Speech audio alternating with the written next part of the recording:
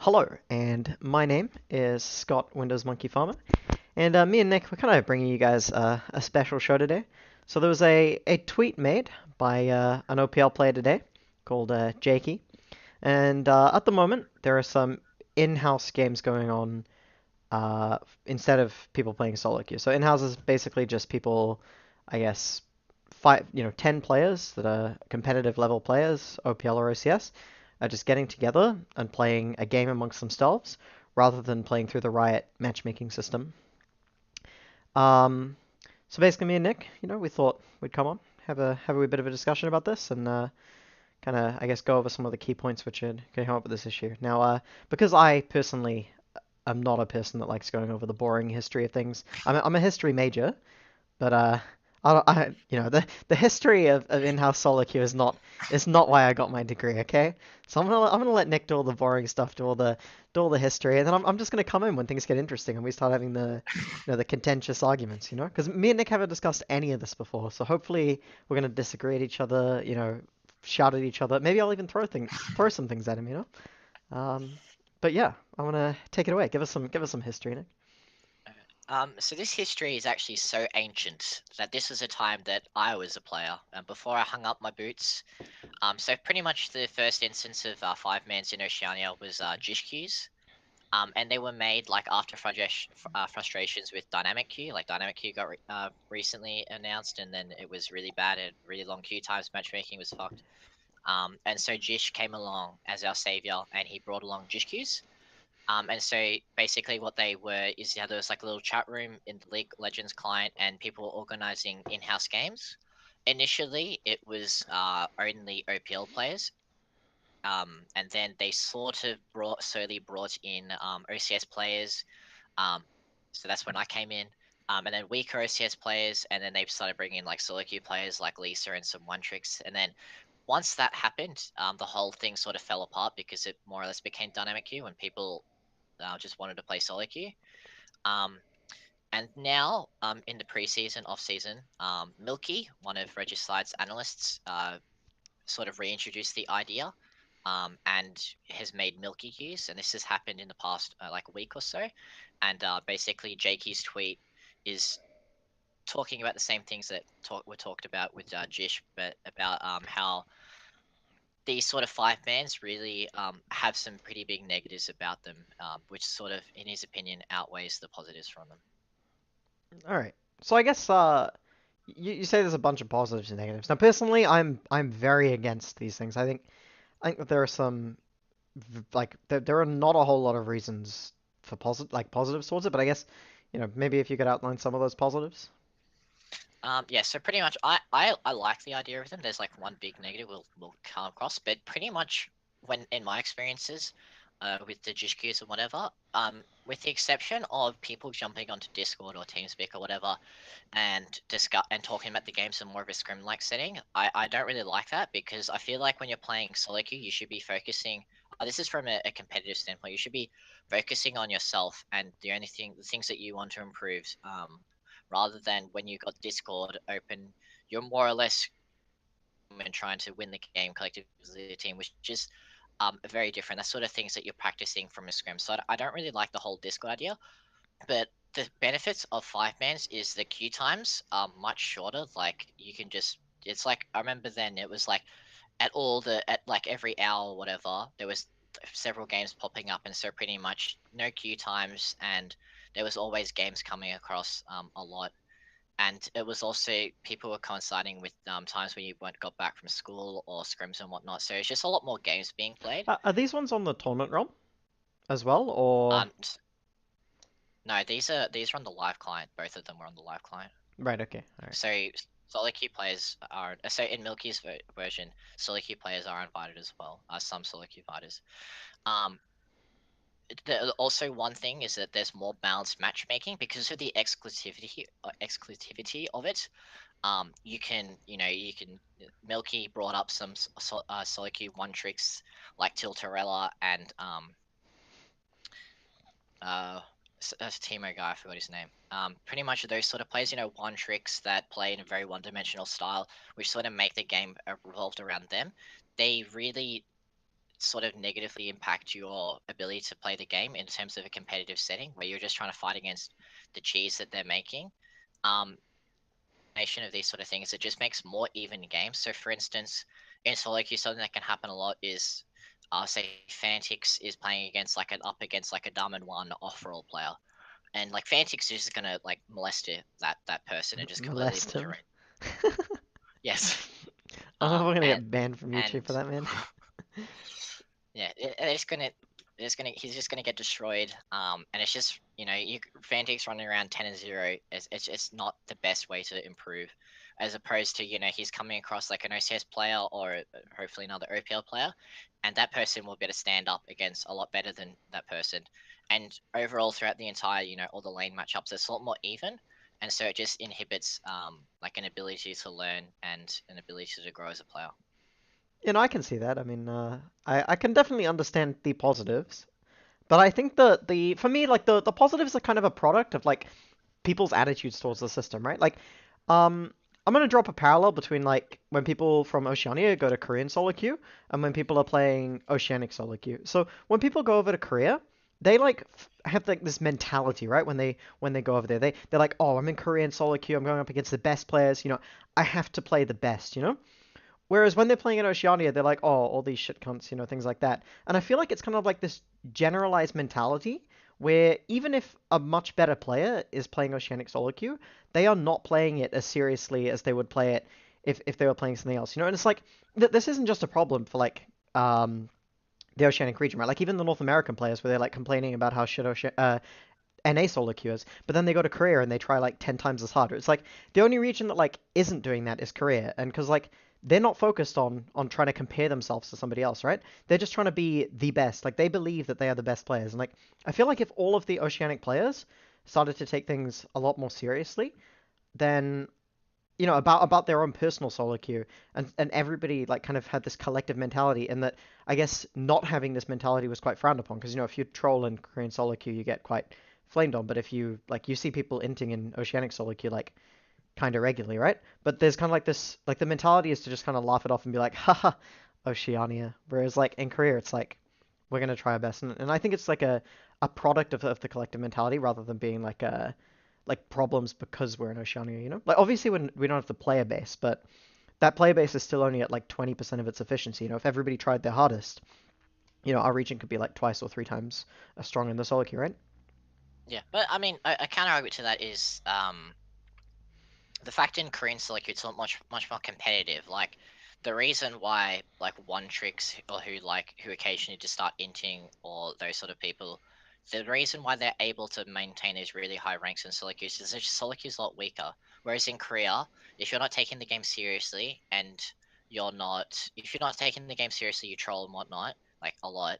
Um, as opposed to like the levels equivalent in OCE, you're straight up not going to climb to that pinnacle point where we're actually talking about these 5 main games being important, where it comes down to the upper echelons of um the A League and whatnot. So I think you can't really draw that parallel between Oceania and Korea. I definitely do agree that a lot of the players do have negative attitudes revolved around solo queue, especially when it comes to like OPL players being quite hypocritical about this whole thing.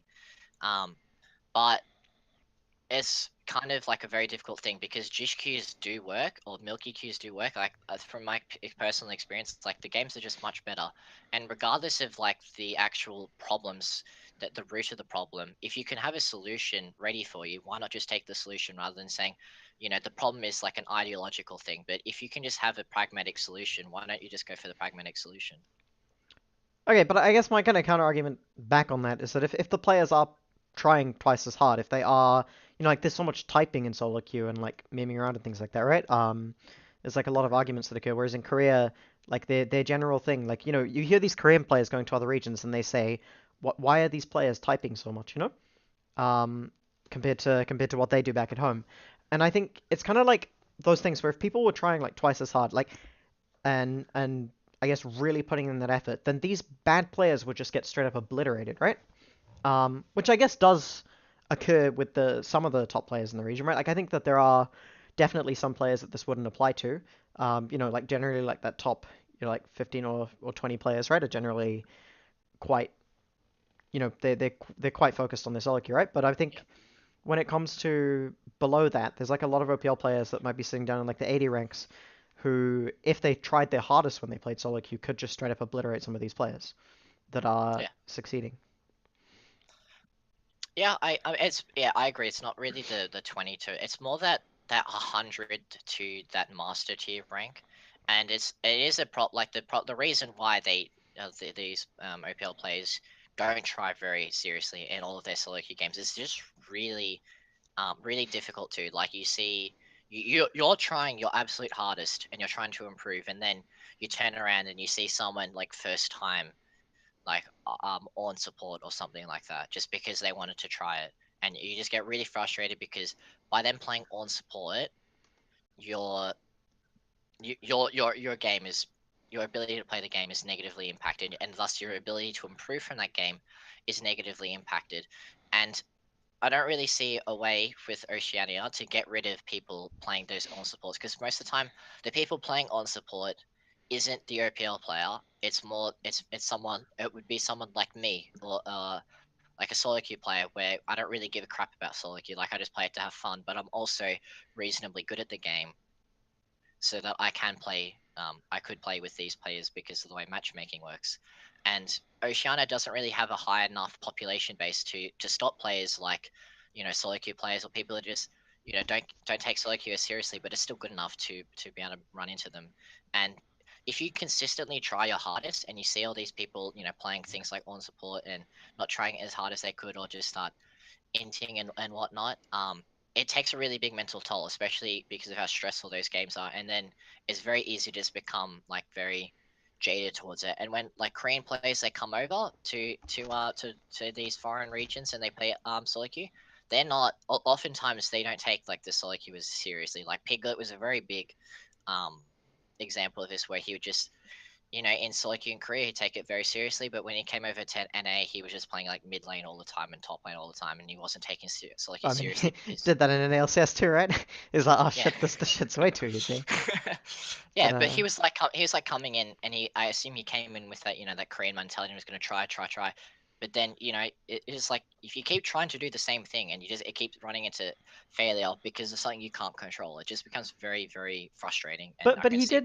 he did sit on like rank one the entire time too. I think that's something important, right? Is like not like rank one the entire time, but he was right up there for all of that time, which he was playing seriously. Like But he he's not was just improving. obliterating people. That's I guess that's fair.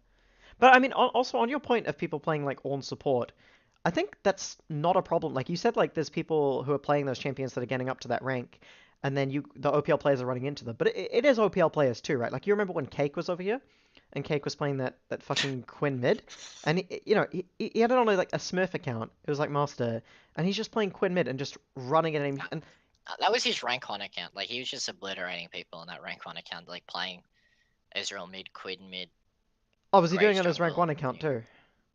Yeah, he was like 200, 300 LP above everyone. Just like obliterating kids with his Oh, right. Okay. Well, I saw solo a queue bunch of strategy. games where he was But playing like Quinn and just kind of inting. But then there's also like other OPL players. Like I'm gonna bring yeah, up he would Pabu. also int half the time. Yeah, Yeah, I mean Pablo. Pabu's another one. Also just kind of int sometimes, right? Like he'll play like the weirdest champions and just sort of run down top. And I mean there are other players like that are I guess Yeah, competitive players which I can point out who that on support in your game can very much be one of the top 8 competitive players that's first timing it, right? yeah. Um,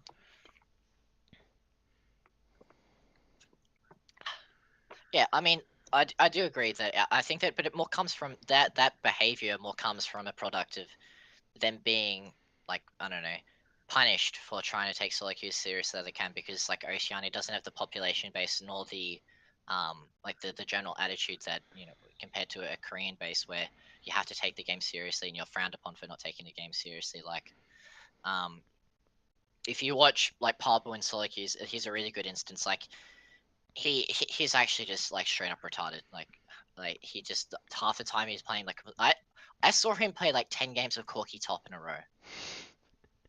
But I'm watching him in his Milky games or whatever, and he's playing seriously, he's playing properly, and you can obviously sit Pabu down and tell him, these are the reasons, whatnot. But like, if he's just playing seriously in these Milky games and these GHQ games or these 5-man games, and he's improving at a better rate than these solo queue games, is it really?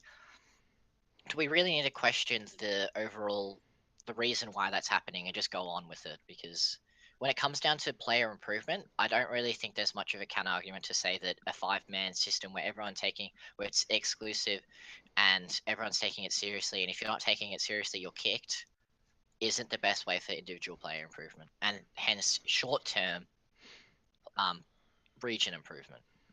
But I mean, that's only going to affect the players that are invited. I mean, I Yep. actually don't know in terms of the Milky one, but is it just OPL players that are invited, or? To the Milky ones? No, I know for a fact that he's IGN's Longzhu Khan or something like that. He was like one of the Guas or something like that. He's like, I think he's ranked 1 at the moment. But those sort of players are invited. At the moment, I don't. When I see the games, it's mostly like solo queue players or like high ranked solo queue players and players like Guts, Parbu. I see Paparize in it. They're sort of like OCS, OPL players that they haven't taken a break or they haven't gone off to Korea like some other members and things like that. But they are. I'm watching the games and they're much higher quality than like a random solo queue game you see um. Mm. But it isn't like as exclusive as you'd expect, but given the game qualities. Right, because I mean, I guess you could probably say an argument in regards to if there is a way to filter talent in, because like, I Yeah, yeah. guess the solo queue thing is like you improve to get higher rank, right? But maybe Hmm. if players kind of have to prove themselves in order to even get into the system in the first place, potentially. But then I guess who's the judge and jury on that one, right? Yeah. Because with solo queue, it's like the system kind of determines you, but like, is Milky deciding? Like personally, like my experiences with Milky have not been the best. He seems to say a lot of like really stupid things sometimes, especially like regarding like the Regicide qualification. So if I'm a young solo queue player climbing up, I actually am a young solo queue player climbing up, Nick. I am almost Platinum 5. I am a solid 5 games away from Platinum 5. Now I have been 5 games away from Platinum 5 for probably about 3 months, but I'm a young rising solo queue player. And is there going to become a day where Milky will determine my fate? Yeah, see that's the main problem, and CS:GO has like these ESAA queues where it's sort of like a third party software thingo, where they don't actually use if the LoL equivalent of the solo queue matchmaking, they use like a pro invite thing, and it seems like as far as I can tell, they just invite whichever players who are very high ranked in the solo queue ladder, and then see how they go in the ESAs, and if they're not good enough, they just kick him back down. That seems to be what I can find out. So maybe a similar system, like you get a certain rank and whatever, and pros are still going to be playing solo queue, but just not as much. So there will be still coming across like these up and coming players and seeing what they're like, and if someone's like a good player, they're going to be invited because they're going to be beneficial to their overall game quality, and they're going to improve that way. But if it became a point where literally everyone was only playing these 5 mans, which I don't think would happen, but hypothetically, it would be very difficult to filter a new talent because how are you gonna know how they're gonna fare against like an OCS player up until like you pick them up and you start trialing them in scrims and stuff like that. It's a much harder sort of thing, and I think that's the main downfall of these 5 man sort of things. Is the talent filter? I mean, Yeah. you could just leave it on Milky. Maybe that is the solution. Maybe he is the man to determine all futures in Oceania. But yeah, no, I do see. Maybe I guess because the thing is like ideally you kind of have like some form of independent panel, right? That could I guess determine, kind of made up of coaches whatnot. But I mean that is very unrealistic, right? Like that's not going to occur because it would just take so much time and it would require. Yeah, because I Yeah. mean, like at the moment, like general strengths of players very much does come from like a general feeling from what people have seen in solo queue, right? Like when you see young and up and coming players, like when we saw Raid come in, at the midway through 2016, and all of the information people were getting from Raid, yeah, this guy's really good, he's really good in solo queue, he's played a bunch of amateur tournaments, and that is very much the talent filtering system. So I definitely see Yeah, and that's the primary reason why I'm against it. Is I think it's bad for the attitude of the whole OPL. It degrades solo queue even more, and Oceanic solo queue does not need more degrading. And the talent filtering system would just be a complete disaster, in my opinion. I think it would just completely fall through. Just to touch on a previous point. So when it came to who's deciding, it's they do a straw poll. So they have an IGN, and then they do a straw poll, and if it's a majority, they get in. And so it's everyone in the it's like a Discord chat. And so if you have the majority, you get in, and if not, I assume you don't get in. So that's the way it's work. It's not some omnipotent milky being. It's like more of a democracy sort of thing. But I actually disagree. It's not like a lot of the time when it comes down to like an overall playout, it's not like over the course of like dozens of games they make their opinion. Just like make their opinion based on like one game essentially. Like you play well in that one game, like oh this guy's an up and coming player. If he plays shit in that first game, you just have like a soured attitude of him, And which it's gonna spread too, right? Like through these Discord chats. Because if I go into a game with Raid and Raid thinks that I'm awful, and then Raid goes into a 5-man straight afterwards, and then tells everybody that I'm awful, it's like yeah, it could very much have a snowballing effect. And also I do want to touch on something that you mentioned before.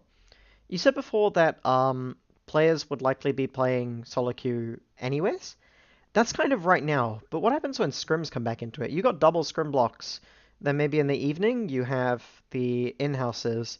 I think that the solo queue thing is like good for now, but I think that would seriously degrade once OPL time comes back around. If this thing survives. I'm betting that it won't last more than a couple of months, but if it does, I don't think it will. It won't. The reason why they don't last is that with Jish, it became the exclusivity of it, which was initially appealing, becomes too much. And you get players that you initially wanted to avoid coming in, and then all of a sudden it sort of like ruins the point. And as much fun as like improving and things like that, a lot of players, they like having the LP. Like I know in the Abyss house when I was there, like a major talking point of all times was everyone's LP at the current time. And as long as that sort of stuff is going on, I think people will still opt towards at least playing some solo queue. But I think overall, like the whole 5-man to 100% thing isn't really a realistic scenario. But if it would be really good for the short term of OCA. But I don't, the whole filtering thing would be very bad in terms of players not becoming discovered. Like if people weren't playing solo queue, how is Raid going to get discovered? Like Raid was a player that pretty much came straight from solo queue into an OPL team, and then he made like all his friends and connections and things like that. It wasn't like a lot of the like other scenarios like there. I've been, how would a solo queue player get in if pros aren't playing solo queue? And I just don't think they would. Like it would become a stagnation of growth, which would be overall bad for the thing. yeah. For And, and I guess it is important to note how much the talent is cycled too, right? Like, 'cause the OPL I've been around for what? This is my third year coming into 2015, 2000. Yeah, so this is my fourth year coming into to OPL, right? And the talent cycles a lot more than you think it does, right? Like if you're just kind of passively looking at it, it doesn't. But there's like a lot of players like Lost, like even like pretty much the entirety of the bottom side of the OPL, right? Is new talent, younger talent, right? So I guess the talent does cycle probably a lot more than people realize, and yeah, I guess that is a very important point. Now, my question to you is: you say that people are bound to improve, yeah, but Mhm. you see teams, I guess, like the Tainted Minds, like the I guess Abyss, and I guess those teams are not making huge improvements over the course of the split. So why are people going to make significant improvements in this 5-mans if teams are not making big improvements over the course of splits? Like you've seen teams have the same issue for a whole split, right? In the OPL, and that's like an OPL team with a dedicated coach, just kind of going over the same issues again. So why would it be any different in these 5-mans? Why are we going to see a significant improvement? Because it just gives if because OPL is becoming more and more serious and whatnot, and I think a lot of players genuinely do want to improve now. Like the stakes are getting higher, salaries are getting higher, everything like that. The players that are remaining right now are much more hardcore than the players before them. Like players have moved out and whatnot. So just by that process of like evolution and whatnot, a lot more of these players are really hungry to improve, And if you give them an opportunity to improve, they're going to be seizing that. And with the addition of coaches, things like that, it would be very bad for a coach. And I don't think any coach wouldn't it wouldn't like try and get the players to seize the opportunity of five man. So when it comes to creating individual goals for themselves and executing on them and improving that way, which is difficult, it's not impossible, it's more difficult to do in a solo queue environment that doesn't breed a competitive environment that is based around improving. But these Jish queues and Milky queues and whatnot are based around an environment of improving. So because of that, I think players would improve more than they would in the solo queue environment. Yeah, I mean, I think for me as a coach, I would never limit players from it because they would probably, I guess, cause a huge argument that I just honestly wouldn't be bothered dealing with. But at the same time, I think on my end as well, you know, when players have complained to me about the Oceanic solo queue, I'd like pull up their rank and say to them, "Oh well, hey, you know, you're rank 50 on the leaderboard. That's really interesting. You know, there are 49 players that are better than you. Um, you can come back and complain to me about the quality of Oceanic solo queue when you're setting on rank 1 with a, you know, absolutely dumpstering everybody." So I don't know, I think that there is kind of that element to it too, right? Like I mean, complain about how bad these players are, but then But it's not necessarily about the players are. It's also like the their attitudes in terms of creating an environment that's based around improving. Like yeah, and that sort of environment does it hamper improvement, right? Like if you've got an environment that's based around improving, and you're being surrounded by people that want to improve, like human psychology is just going to be you're more focused on improving. But if you're being situated in an environment that's more focused on having fun or gaining LP, or gaining LP for the short term so that with some strategy or whatnot, um, you're going to be more or less human psychology um, pushed into that sort of mindset, and that sort of mindset does hamper your growth as a player. interesting. I kind of see, I kind of view it the other way, and like that the mindset is what causes the post quality solo queue rather than the solo queue like causing the mindset. Like I think honestly, like players, if they just focused more and if they played like, I mean, I've seen players that are top tier OPL solo queue players go like 0-14 in a solo queue game just because they lose their lane, right? Like I remember seeing a certain two players play Kalista Zillion, and I'm not going to mention anything about Kuden. Oh shit. Um, and I've seen those two players just fully int the lane after dying a couple of times, right? They would You not do can't that. name and shame my boy Mike, but not name and shame the Callisto. I'm That's not. not fair. I don't know who the Kalista was. Was it Raid? I'll Might have make been up a Raid. name. Might have been Raid. But like, you know, you see these players going, and like, I'm 100% confident that if these players fully focused, they could just obliterate solo queue, right? And I think if you're not, I guess, playing that way, then I don't know. I feel like you don't really have a right to complain. It's like you know when you talk to people from the Direwolves, you know when you talk to Sharp, when you talk to Shenfire, right? And you talk to those players, and their mentality is we are going to be the best. We are going to focus. You know, like some of the things that Sharp said to us, where he was like, you know, if you want to be the best, you have to make your whole life about what you do, right?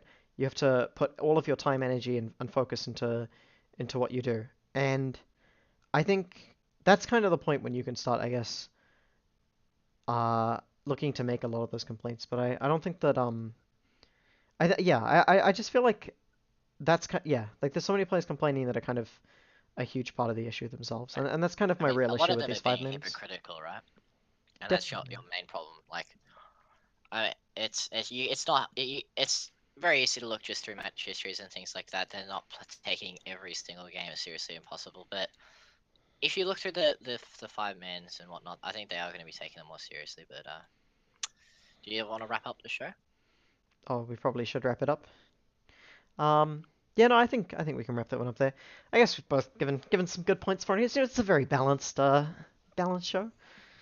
We portraying the facts well, right, Nick? Um, or the factual opinions. Um, but yeah, I guess we can look to wrap that up. And if you are an OPL player, I urge you, I urge you not to go into those in-houses. I urge you to go into solo queue and just play it seriously. If you aren't in the mood to play it seriously, just fucking go play flex queue. Go play a normal. every time you hit solo queue, you should be thinking to yourself, I'm going to give this one my 100%. If you lose your lane, don't end. Just play like you would a scrim. And I guess set a much better example. Do you have any final What, words, Nick? what if I entered scrims? What if you entered the scrims? Well, Nick, that's why you're no longer on a competitive team, right? And I think on that note, we'll wrap it up. And on that note, we'll wrap it up. All right, thank everybody for watching.